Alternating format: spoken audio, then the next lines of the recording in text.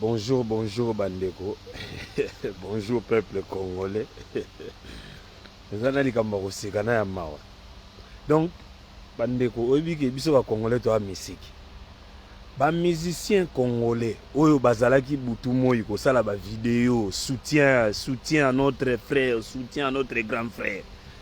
Donc on a découvert que ba musicien congolais ndambo batindaki ba lettre de refus à conseil. Mais il faut que vous allez mabe. Hein? Certes que biso ba combattant tous ba ndoki na likambo. Mais na bino. Kofi. Batebele ba lingi yote ya. Donc na bato baza pembe ino ba ndoko tinda yo. Vieux batindaki ba lettre. Et si to moni chapeau tient mutu wana, chapeau tient mutu.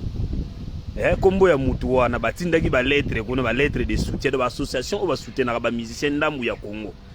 Batindaki ba lettre qui est ba boyi conseiller za na compte ya ba association ya droit de l'homme. Ah ti mbogelengi.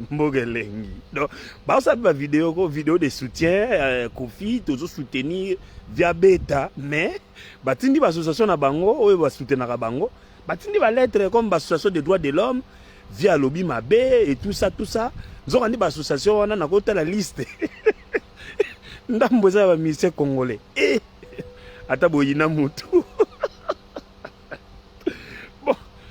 Bonne journée, merci à la résistance qui a fait un grand travail, merci au peuple congolais, vous tous vous avez appelé parce qu'on ne peut pas laisser un individu comment je peux dire c'est manquer de nos morts. Parce qu'aujourd'hui, on ne s'attaque pas à la personne de Kofi, mais on s'attaque aux propos qu'il a tenus. Donc le propos négationniste de Kofi doit être puni dans toute sa sévérité. Donc nous devons, comme nous avons déjà gagné la première étape, ce n'est pas fini pour Kofi, nous allons aller jusqu'au bout avec lui. Donc je pense que le propos négationniste, je pense que ce sont les Rwandais qui lui ont demandé de le faire, parce qu'un Congolais de sang, un Congolais de souche ne peut jamais se permettre de tenir des propos négationnistes eu égard à ce qui se passe dans notre pays, à ce qui se passe à ces génocides qui se passent en République démocratique du Congo. Et Kofi étant que porte-étendard de la musique congolaise et encore du flambeau congolais, ne pouvait en aucun cas tenir des propos négationnistes, des propos que tiennent monsieur Paul Kagame tous les jours et son ambassadeur au Congo, parce que malheureusement, nous n'avons pas de dirigeants forts. Ces messieurs ne pouvaient même pas rester une seconde en République démocratique du Congo à l'époque de Mobutu ou encore à l'époque de Kabila les pères. Même le fils, je ne pense pas que M. Hippolyte Kanambe pouvait accepter qu'un ambassadeur rwandais puisse tenir des propos que ce monsieur tient tous les jours. Tous les jours en République démocratique du Congo, niant des morts. Mais quand on nie le mort de ce soi-disant génocide qu'il a pu orchestrer au Rwanda, Paul Kagame, c'est le monde entier qui vous appelle, qui vous dit, qui vous traite de négationnistes. Mais quand même, c'est M. Paul Kagame et son ambassadeur Kasereka ne cessent de nier des milliers, des millions de morts ou encore de femmes violées en République démocratique du Congo. C'est pour ça que nous vous demandons, très chers compatriotes, il est maintenant temps que nous puissions nous lever.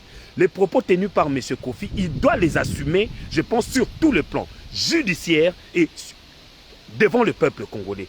Nous allons aller avec ces messieurs jusqu'au bout. Comme c'est un monsieur qui aime se faire parler de lui, nous allons en parler avec lui et nous demandons encore au Conseil de sécurité des Nations Unies de faire son travail parce que nous avons besoin de l'application du rapport mapping.